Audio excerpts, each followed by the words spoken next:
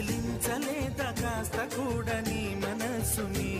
పరదాలు దాటి ఒక్కసారి పలకరించవేమి అందరినీ ఇలా వెంటపడి అడగాల